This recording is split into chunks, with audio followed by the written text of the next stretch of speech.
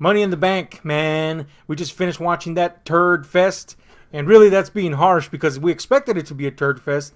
And I don't know about you, but it wasn't a turd fest to me. Although there was some turds littered along the way. But we're going to talk about that, get to the nitty gritty of it. Let's start off with an actual turd. And that's the pre-show match, which was between Gallows and Anderson versus the Bludgeon Brothers. I'm not even going to ask you who you expected to win and who you wanted to win because I think we both expected and wanted to win the Bludgeon Brothers. Yeah. They just got the fucking titles. It's obvious they're not going to lose to Gallows and Anderson. Who cares about Gallows? Who, look, and I Anderson? get it. They were good in Japan, but in WWE, they're shit. They've been booked like shit. They look like shit. Their characters are shit. Nerds sucks, by the way. Yes. And so they lost to a powerbomb by the Bludgeon Brothers. To a powerbomb to Gallows, no less, which is great because he fucking sucks. I hate his face. No one cared. No one cared. No ripples in the pond. Blah, blah, whatever. We move on to the main card. And I'm fucking glad because I thought by the way they were announcing the matches that the order was going to be the way they were announcing the matches. But thankfully, they knew that they had some shit tier matches here. Yeah, that's the thing. Like, a lot of times we have a lot of turds and some good matches, but the fact that the way they order them can destroy an event. And this one, they kind of knew they had some shit matches and put them in the front. Yeah, mostly. But we did start with one of the absolute worst feuds going on right now in the WWE, and that's Daniel Bryan versus Big Cass, aka Big Ass. Man, this feud is founded on nothing. It's a straw feud.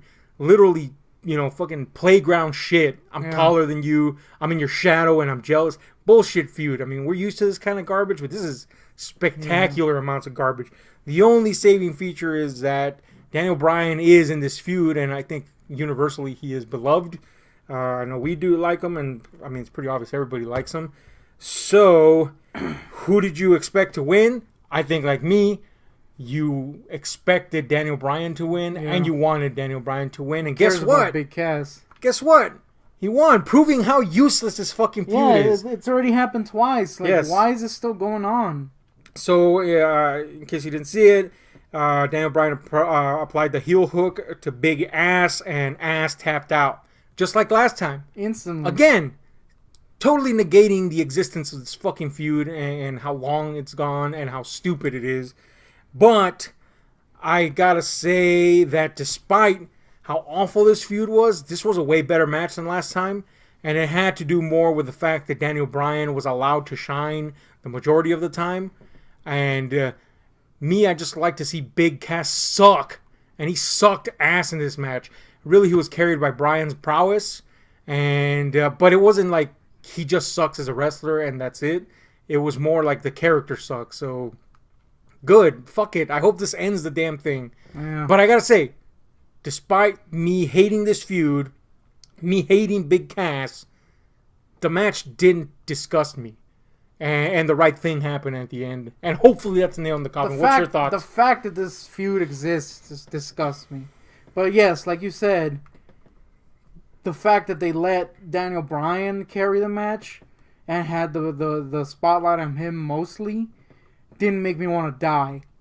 That being said, it's not a good match. It's a horrible feud, but at least they didn't have, Big Cass look strong in this turd.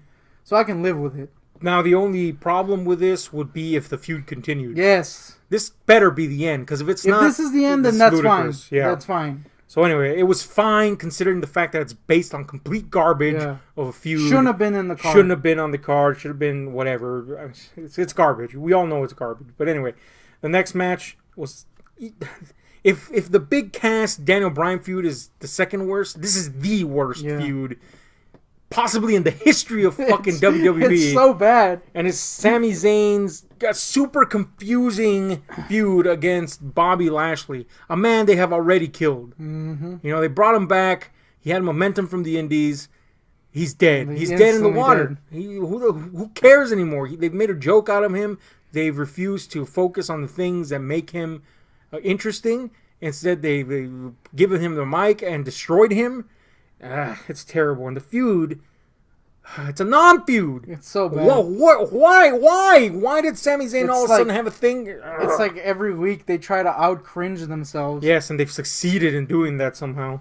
I don't know, though. Those sisters. Shit. That may be unbeatable. But anyway, who did you want to win? Who did you expect? I didn't want anybody to win. Yeah, I didn't care. This was like, I don't give a shit about this. I'm mad that this is on the card now. I'm with you.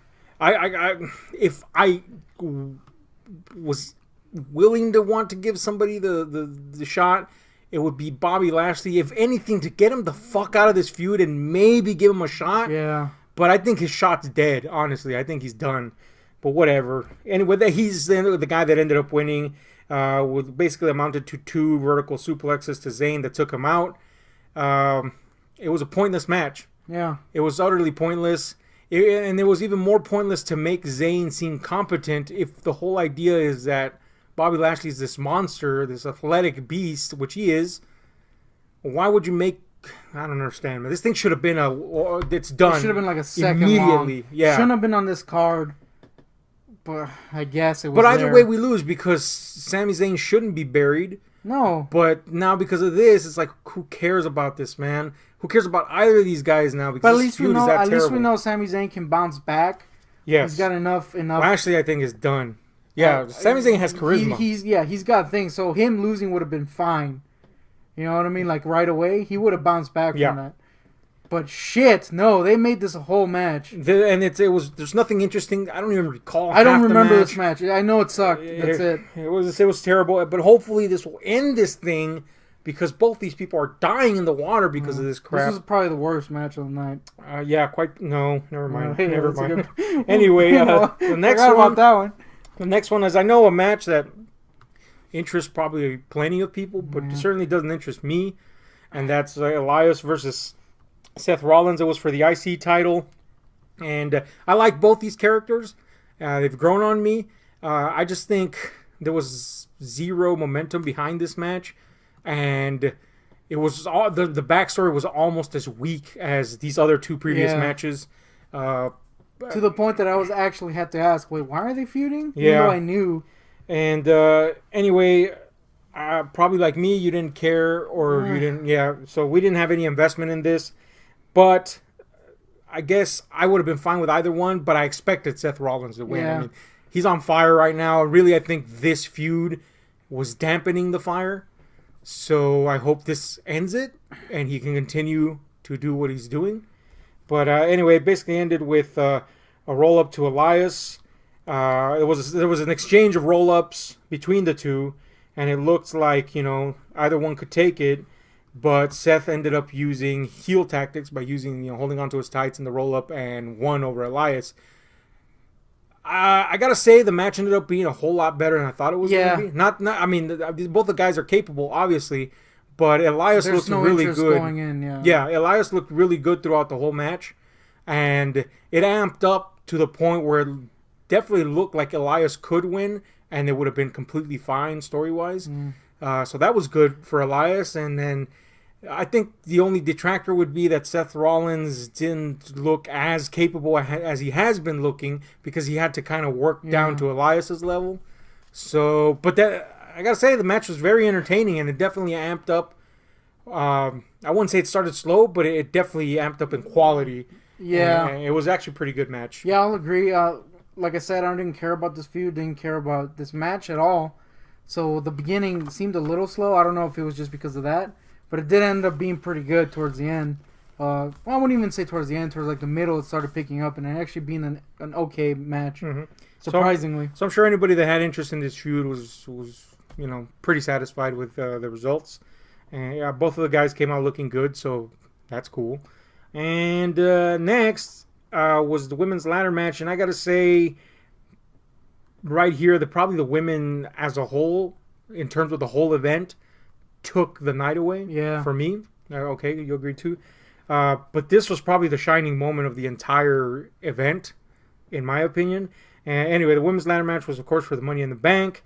The people involved in it were Lana, Becky Lynch, Charlotte, Naomi, Alexa Bliss, Natalya, and her cats, Sasha Banks and her fucking massive forehead, and Ember Moon.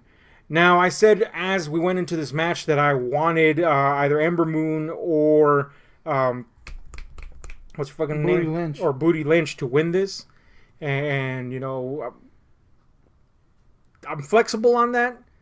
But those are the people that I wanted to win. And honestly, I expected Becky Lynch to win. And it looks like they were really, really aware of that being the fans' desire to it, the way the match played out. But that's not what happened. Neither of those won. Who did you expect to win or want to win? I want Ember Moon to win, like you. I was expecting Natty to win because of that little Ronda Rousey little thing they have going on. It would have made sense for her to win, and I would have actually been okay with her winning. Mm-hmm. Yeah, ditto.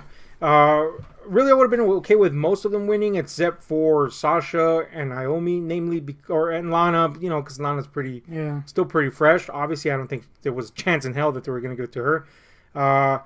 Naomi, because she's just been off a run, and, you know, whatever. Not enough personality there to keep it going. And Sasha, because, come on, it's 10 million times you've had the damn thing already, you know, whatever.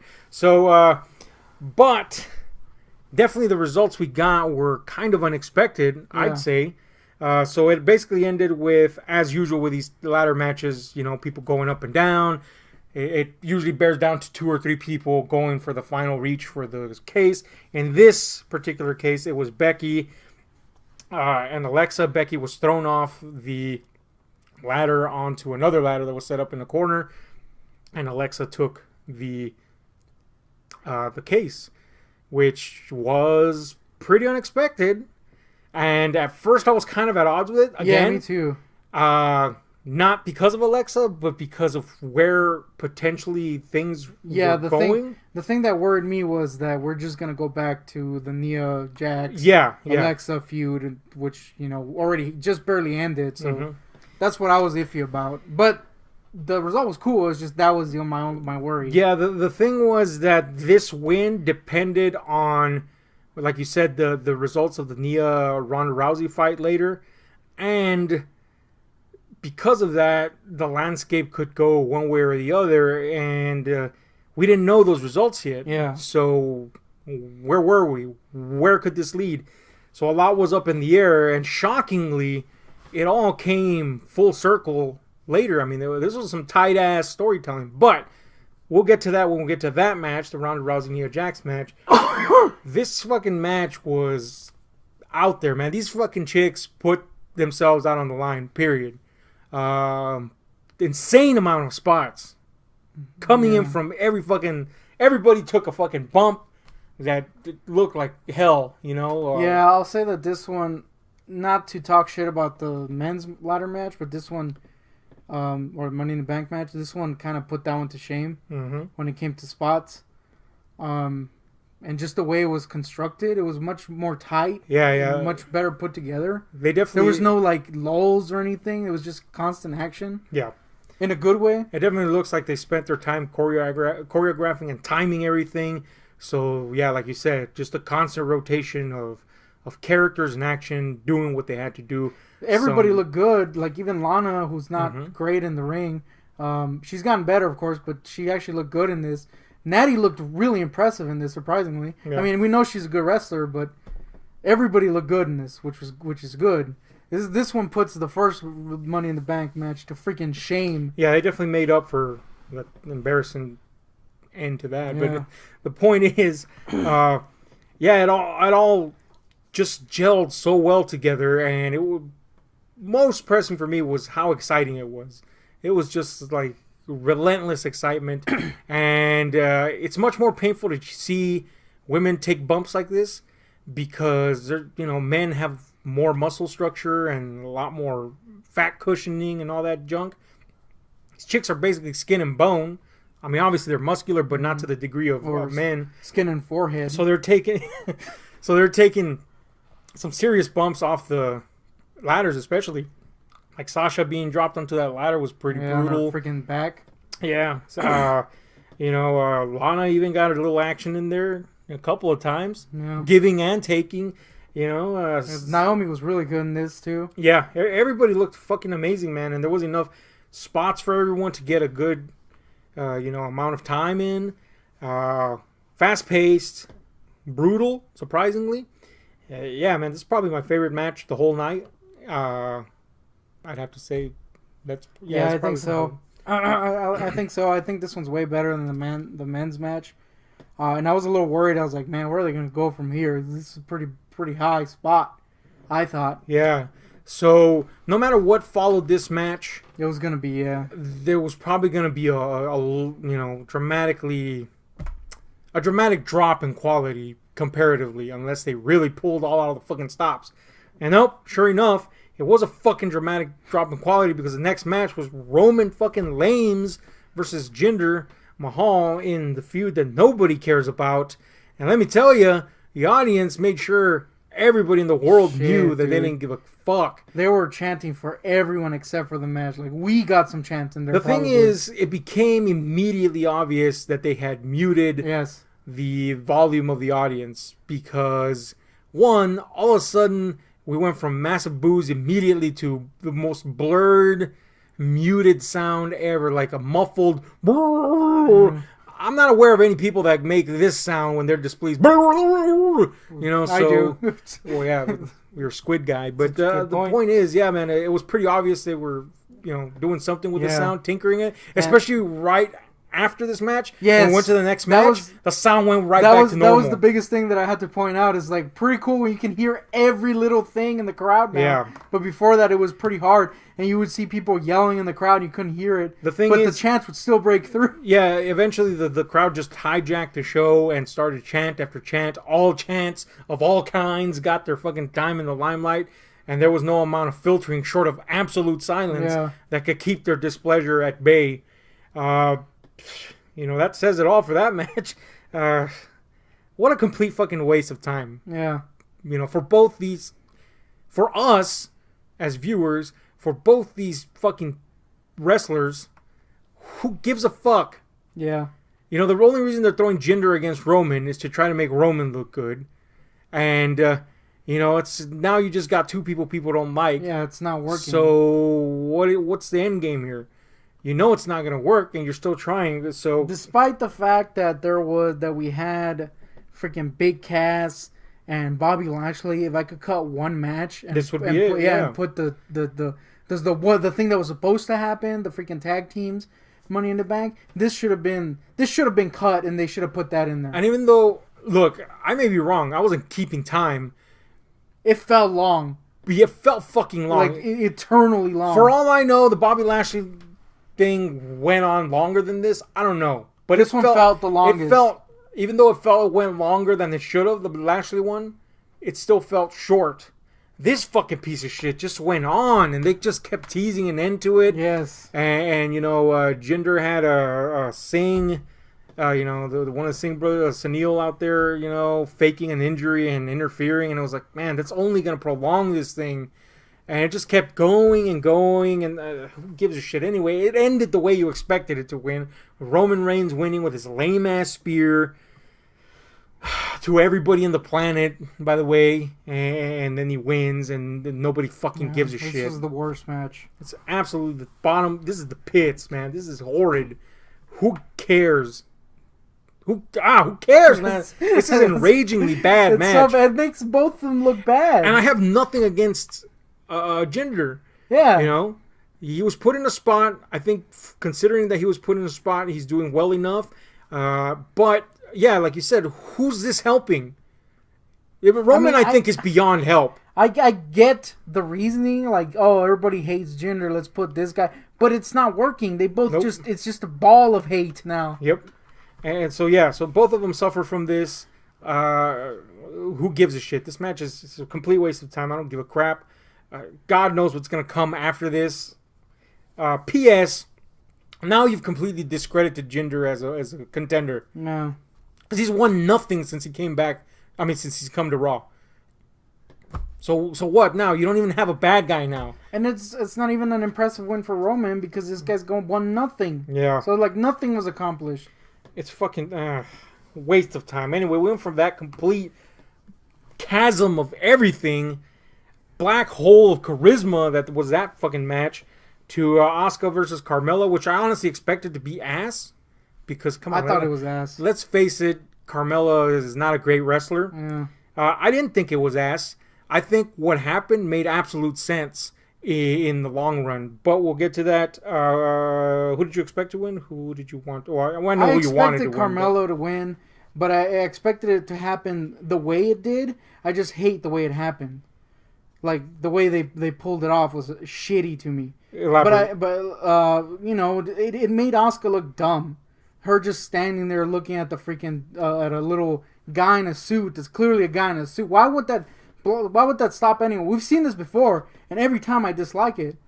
But this one, it lasted so long that it just went into, man, she just looks stupid. And then, of course, James Ellsworth comes in, and you're like, okay, I knew this was gonna happen. I wish if they had done that, and it was just him interfering in some other way, I would have been fine with it. And I also think it went a little too long. Like, Carmella's not a good wrestler, and putting her against Asuka and her clearly not working to her full capacity just was not good. It wasn't horrid. Like, at least they tried to make Carmella look good, but Asuka did nothing in this match, and she ended up looking stupid at the end. I'm going to go on the opposite end of the spectrum. The only criticism I have towards this match is that Carmella had no room being that competent looking. Yeah. That being said, the methods she used were heel methods, so it makes sense to a degree. It's just a jump from total incompetence to competence, even as a heel. But I'm glad that they at least threw, her the tools, gave her the tools to be an appropriate heel. So in those terms, it made sense structurally. She was using the appropriate methods that a heel would use.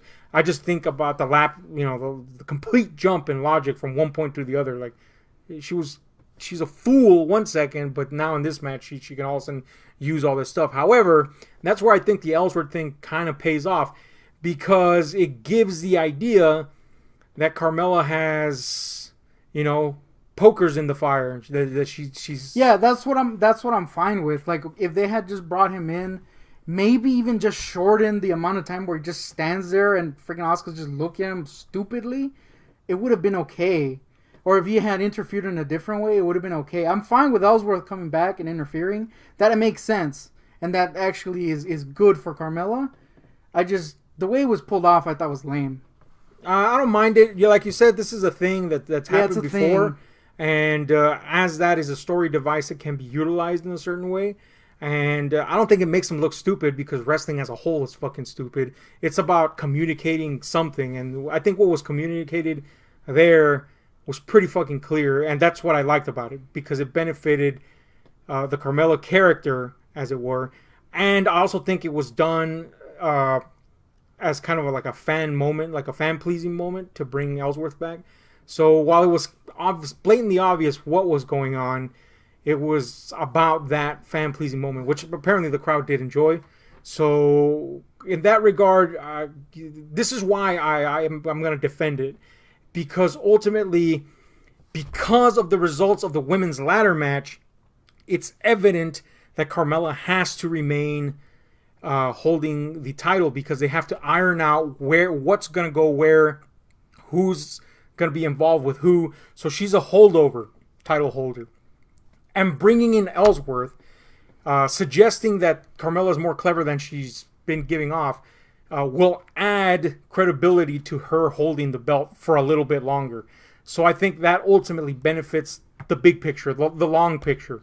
But yeah, again, the bigger criticism for me being that it just makes no sense that she went from point A to B, but it does kind of tie up at the end. The biggest problem is that she was going against Asuka. It's like they just kind of have pooed on her now. She's lost clean to her already, and it wasn't even an impressive match. She didn't really do anything. It's just like not a good look for her. I didn't mind it. I think she's going to be fine. She's going to recover fine. I don't think there's anything to recover from. It was a dumb thing to end the streak for, is my biggest complaint. Like, really? This is what you did? Okay. That's why I tell you that they're setting something up here, and that's why Carmella is holding the title now. And since they're not going to let Charlotte lose to Asuka, this is a holdover match. So, this is a holdover title holder. So to prolong that, to give credibility to that, ultimately benefits Asuka. Maybe not now, maybe not in right now as you perceive it, but in the long run, if they do it right, to iron out what's going on. Yeah, there's also that. Like, I have no confidence in them pulling this off. We'll see what happens. I'm okay with Ellsworth coming in. I think the result is what I expected and I was fine with. I just think the way they did it was lame, making her look way stronger than she is. I think if she had struggled a little bit more, it would have been okay. At least Asuka put up a fight, which she didn't in this match, and it was a little too long. I think if they had trimmed it, maybe addressed those problems, it would have been fine. And ultimately, I'm fine with the result, and we'll see what happens because this is very clearly a holdover. It's just right now I'm like, man, this was a thing that happened. I can't say it sucks. I can't say it's good. It's just a thing that happened to me. Okay, so anyway, the final results was as aforementioned. Ellsworth came in and provided a distraction. He was dressed in similar attire as Asuka. Asuka was distracted long enough for Carmella to slip back into the ring and give her basically a super kick and knock her out, take advantage of that. And she covered and retained. So the next match was the build-up. What is it now? Like 2 months maybe build-up to... It's been a while. The last man standing match between AJ and Nakamura, which has met some controversial opposition, I guess, from a large portion of the fans. Yeah, a lot of people don't like the fact that there hasn't been a clear winner so far. I'm personally fine with it because it was building up to something. Yeah, I think it's pretty evident. Again, this is why I'm kind of laying more confidence, maybe not so much in Raw, but in SmackDown storytelling, because it seems that they're laying out groundwork for long-term plans, which is what you should do. Maybe they're doing it in Raw, but it's sucking for the most part. Yeah. But I mean, I hope that they are doing it in Raw, because the Alexa thing tends to suggest that they are. But anyway, this is in SmackDown, and I think this is ultimately what the plan was, or something like this. And I think this is the payoff that proves that all those other matches weren't a complete waste of time, which they weren't to begin with. No, there were good exchanges between the two, setting up an idea about where these characters stood, and this is the ultimate payoff of those characters. And having a non-finish is not necessarily a bad thing, and I thought those matches did it pretty well. But anyway, the finish here is definitive, and we'll see where they go from there. In terms of storyline, who did you want to win? Who did you expect to win? I wanted AJ to win. I expected Shinsuke to win because I thought they were gonna go longer with this. I'm on the opposite. I expected Shinsuke to win, and I wanted Shinsuke to win. I think that's the only criticism I have about this match is that I think the wrong person won. Again, obviously I don't hate AJ. I just think it's time for the title to move to somebody, and I think leaving Shinsuke here in this particular point doesn't benefit him at all. AJ has all the benefit of the world behind him. He's obviously competent. He already is in with the crowd. Shinsuke is more of a niche guy, He's for the wrestling fans. And here was an opportunity to cement him as a heel with a win and giving him a run that was proper, unlike when he was first introduced. So I think the wrong person won. But again, we don't know exactly where these characters are going. So we'll see if either something continues between them or if, Yeah, I do think this might continue in some way. Because it wouldn't make much sense to just leave him like that. But I do think the arc of Shinsuke getting the one over on AJ had to end this way. But I do think there's more that they can do with the story. So I think this was kind of an end to that, like him getting, one-upped by heel tactics. That's over. Now they can move on to something else in that same feud. At least I hope they do that. Because, yes, Shinsuke needs a little bit more. Needs a win, basically. Yeah, a clean win, not a heel win. The conclusion to this was that AJ basically did a series of moves to finish off Shinsuke, and it started with a clash off the steps, which kind of left Shinsuke, in the grips of a count out. And he stood up, welcomed him to bring it on even more, which led to AJ kind of breaking face character and giving him a fucking swift-ass kick to the nuts. Which, again, I think is a pretty good, finish to that little storyline. They're seriously, keep kicking him in the nuts, I'm going to kick you in the nuts. And then that led to a phenomenal forearm through the table that led Shinsuke to be in the count out. And see, that's on the contrary to you. That's where I'm at odds with it. This is why Nakamura should have won, because unless they're going to turn AJ, what is the idea that you're presenting here? That your hero will resort to the same thing that the other. It's not the storyline that they've built for him. It's not the character they've built him up to this point. It was a character he was before. So why would you take him back there? The storytelling is not strong enough to suggest that this guy should go from babyface to heel tactics that quick. I think not that I'm opposed to what happened. They have teased it over the past couple. Yeah, months. But it was that's why I think that would have been the saving grace, that he didn't go there, that he held back and didn't go there, and something resulted. See, I think that's there's why, a way to. I think there's that's a way why, for him to win. There's a way for him to lose and maintain. That character. I think that's unless why, they're going to change that. I think that's why they're going to continue the thing. I think there might be some stuff that continues with that bit of his character. You know what I mean? Where he's going into the more Healy realm. If they don't do that, then there's a point. I could see that being a problem. But I do think there is going to be something like that, because they have teased it over the last couple.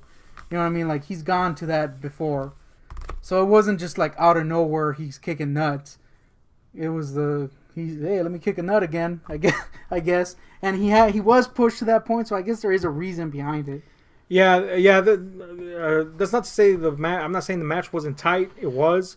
I'm just questioning where exactly who's going to benefit from this. And I think Shinsuke is again at the razor's edge of not benefiting from it. AJ, I mean, he could go either way. Everything's set up. Shinsuke is kind of okay, now what? So we'll see. I think the best option would be for this, like you said, to continue. Yeah, I hope so. And hopefully that'll be to clear out and iron out exactly where these characters stand. We shall see. As it is, this match was pretty fucking brutal. For the bigger portion of it, it had Shinsuke basically trying to tear down AJ in every feasible way that he could. And it led to some really nice spots, some brutal spots. And basically, he wore him down up to the point where he's at the count of 9 every time. And then the tables turn. And, that led to AJ getting the momentum and doing the same to Shinsuke. So there was kind of a proportional amount of fight from both of them. Yeah, they were pretty much evenly matched at this point. And, it led to ultimately a very satisfying conclusion in terms of where this little thing was building up to. So it was a very good match. But anyway, the next match was for the Raw Women's Championship, and it was between Nia and Ronda. This was one where I previously told you that I felt there was going to be interference, because otherwise, what is the point of putting someone that came in so fucking strong and was minted so perfectly to be a superstar like Ronda against somebody that just got the fucking belt? You knew that one of them was going to end up getting the shaft, unless there was interference. So I predicted interference, and interference is ultimately what we got.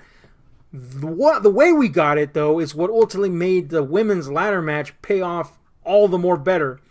That kind of confusing, okay, well, Alexa got it, so what the fuck moment paid off in the right way here. Basically, what ended up happening was that Ronda Rousey had gotten Nia into the position of an armbar. She was about to lock it in when Alexa comes in and wreaks havoc on both of them with her Money in the Bank briefcase, cashes in, and Nia is, of course, worn out from the match, etc., and the armbar especially, or the almost armbar, and she takes the championship. So now Alexa has the championship, and the seeds have been sown for a variety of storyline possibilities. So this was really good. This was really good ending to something. Not only did it protect both Nia and Ronda, which let's face it, that's what we needed. Fucking something to protect both of them here, especially Ronda. I think Nia can recover. She's been there long enough. Ronda's like, dude, you just brought in someone and they just knocked the roof off this fucking place. You're not just gonna kill her right here, are you? Because you've done it before, WWE. Are you gonna do it again? And thankfully they didn't do that. So this interference not only paid off for this match, but it paid off even in golden spades for the women's ladder match. You know, it really made up for the fact that Becky didn't win or Ember didn't win, and introduced a lot of interesting new elements. What did you expect? Did you expect a winner? Did you expect interference? Yeah, I mean, I was expecting Ronda to win, or I wanted Ronda to win because I didn't want to go back to that Alexa Nia Jax thing.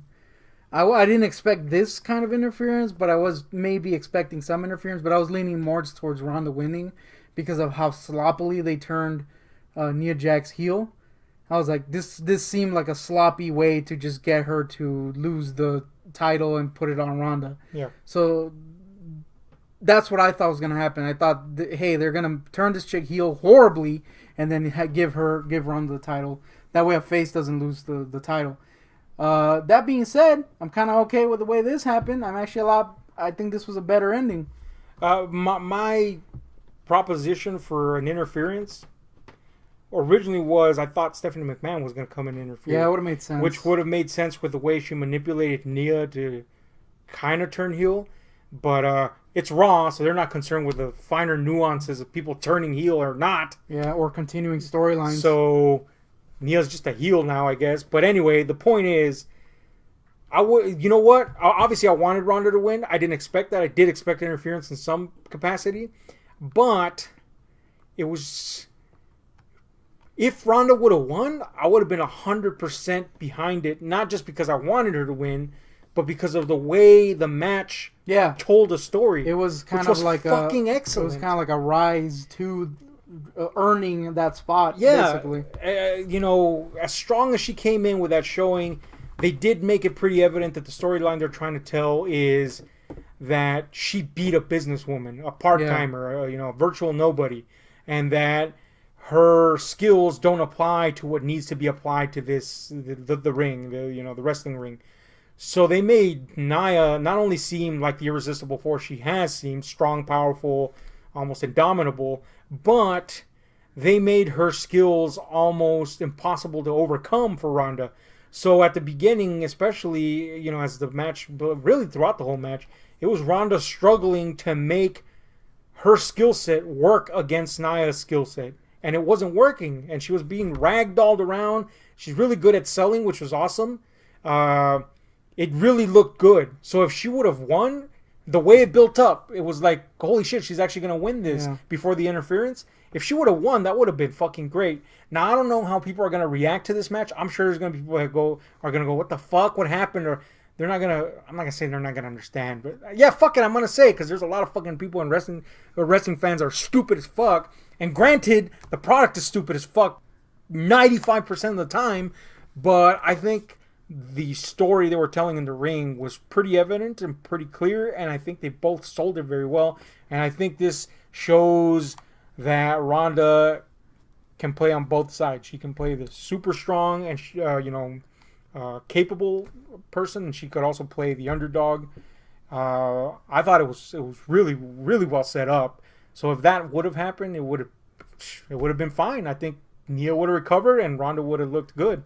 But yeah, obviously the ending here protected everybody and set up a lot of good stuff for the future. It also cleared the questions that we had after the win for the Money in the Bank, so that's good. Yeah. Also, the only thing that I'm worried about for this match is Raw's trend of not planning ahead, especially recently. I hope they have a plan for this. It seems they do. I hope so, and it does seem like they do. I just hope they don't abandon this plan, or they just change it, because this is an interesting way to go about it. And if they just abandon it or do some dumb shit with it, it might taint this match a little bit. But as of right now, it's pretty good. I think as far as Ronda goes, I think they're super hyper aware that they don't want to drop the ball. Yeah, maybe they're so hyper aware that they're letting the quality on everything else drop. But I think I know there's been criticism about the build, myself included, the build up to this match. But I think this proved that the build up actually worked.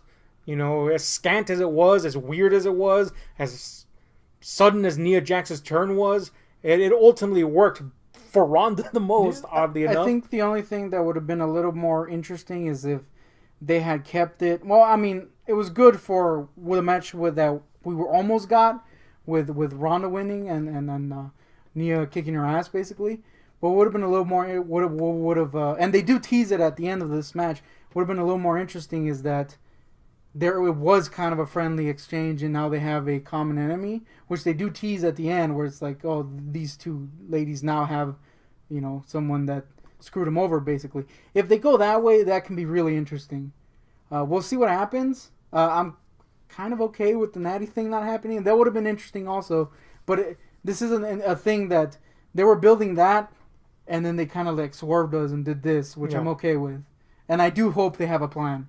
It does seem like they do. Yeah, I think they do. And I think also they're very conscious of the internet's response to stuff now. So people expecting things, I think they're also making plans in accordance to that. Like they'll go the other way, depending on what, most of the time. But I think the swerve was intentional. And we'll see where it goes. But a very good match, I thought. And the last match was a men's ladder match for the Money in the Bank. So Braun Strowman, Bobby, nobody gives a shit about him anymore. Rude. Case in point, gets on the fucking ladder. No cheers. Yeah. Samoa Joe, Kevin Owens, Finn Balor, Rusev, The Miz, and it was finally revealed which member of the New Day was going to be involved, and it turned out to be Kofi Kingston, which was great because, again, I think the swerve was very intentional. I think the implications were heavily towards Big E being the guy. And, the whole build-up to this, I think everybody was expecting that. And I don't know if this means that Kofi's going to be out. I don't think they're going to break up the New Day. It would be foolish to break up the New Day. They did kind of tease it, but it was always kind of like... I think it's just... In jokes, I think it's just they wanted somebody that was a high flyer, that was agile in the ring to be in this. And, if it worked out for the better, then it worked out for the better. But... And that that storyline kind of gave other people something to do, like The Miz, which is good. It's kind of not really a storyline, but that little build up of who's going to be in the ring. Mm-hmm. So I think it was intentional. I think we both expected Braun Strowman to win. I wanted Braun Strowman to win. Did you expect that? Yes. Yeah. It was either between him or maybe Samoa Joe, but I was leaning more towards Braun. Yeah, I expected him to win, and I wanted him to win because that's who should go up against Brock Lesnar, and that's who should have beat him, fucking last time. But now I think they finally figured it out. Hey, I hope if this ends with Roman Reigns versus Brock Lesnar, I'm going to be fucking pissed. It's going to be bad. Anyway, that's what ended up happening. It basically came down to Braun and Finn Balor scurrying up the ladder with Kofi Kingston jumping onto Braun's back, making me wonder about the physics of balance. Yeah. And then ultimately he shakes off Kofi, throws off Finn, and he ends up getting the briefcase, and he's now the man, the monster in the back. I guess we're going to be hearing that for a while. Shit. But the match was actually really, really good. Again, not as tightly choreographed and planned as the women's match, but Bobby Roode was in it. He took a coup de grace. I'll say Bobby Roode actually didn't do that bad in this. It's freaking Bobby Roode. Yeah. But he actually, he did pretty good in it. I mean, Everyone did pretty good. He took a nice coup de grace, I'll say that. Yeah. That's about all I'll say. They've ruined Bobby Roode. Right. But anyway, the point is, everybody got in some pretty tough spots. KO took a massive drop off the world's largest fucking ladder. And he was out for the count after that. You could see it from space. Yeah. That was pretty cool. What else? What else do we have? There was a lot of Strowman being, Strowman breaking through ladders. Yeah, so we got to know... Everybody teams up on Strowman early on, and they bury him. And then later, when Finn Balor's over there, he peeks behind And then he's like, okay, it's my cue, and grabs the thing. I thought that was hilarious. His little peek. Yeah. Yeah, it was. I don't know why that's a spot to me, by the way. It was a nice setup in terms of, let's take this guy out, which, they had obviously laid the groundwork for, and then that allowed everyone to shine for a while. Yeah. Miz got his comedic little angles in there, which is always fun to see him quiver with fear. Bobby Roode, he got hit, so that's the thing. God damn it. Kofi, of course, you expect spider monkey-like agileness from him. So, yeah, he's flying all over the fucking place, So we have Rusev do a triple, what they call it, stacculade? That was, there was a lot of fan, pleasing moments in it. So that was cool, too. It was a really good match. Probably the second best match of the night. Yeah. We've seen better matches from the men's ladder banks. You know what I meant. I'm kind of glad that freaking Kevin Owens didn't break his spine continuously in this one. That being said, he did jump off the top of the earth, so maybe he did. It was a good match. It was a fun match. Yeah. It wasn't a very tight match, but it was a fun match. And the right person won, so we'll see where that goes, because they probably will screw that up and give it to Roman in the end somehow. Yeah. And so that's a fucking thing. Rude was in there, so... Anyway, this was an event we expected to suck major ass. And I think it ended up being quite the opposite, for me anyway. Yeah, I think the way they structured it, the assy matches were at least after something really cool. So it never bogged down the experience. It was well laid out. Yeah. So let's give some final thoughts and then score. Go ahead. I thought this was a well laid out thing. I shouldn't have given my final thoughts before. But yeah, that is the thing. Like sometimes we see a thing where they blow their load in the first match and the rest of them suck massive donkey dicks. I think they were aware of the matches that suck donkey dicks. I even think the Jinder Mahal Roman Reigns thing was intentionally placed after something so good, because you do have to have that breather match, and that was put in there. I do think that was kind of like a middle ground they reached. Like Vince wanted it to be higher up, so they put it in there instead of putting it in the main event, which is good. It's good to see a freaking pay-per-view without Roman winning at the end. That was a breath of fresh air. And I gotta say, this wasn't that bad. The crappy ones are crappy, but they're not a horrible. It was a pretty good event. I'll give it like a 7. I don't want to give it the same as NXT, but in the WWE scale, I'll give it a 7.5. Yeah, I'm gonna actually go higher than that because I think the good far outweighs the bad. I'm gonna give it a solid 8. I think the women's ladder match and the men's ladder match alone are an 8. If not higher. The fact that the other matches exist bring it down a little bit, but those two matches are fucking strong as hell.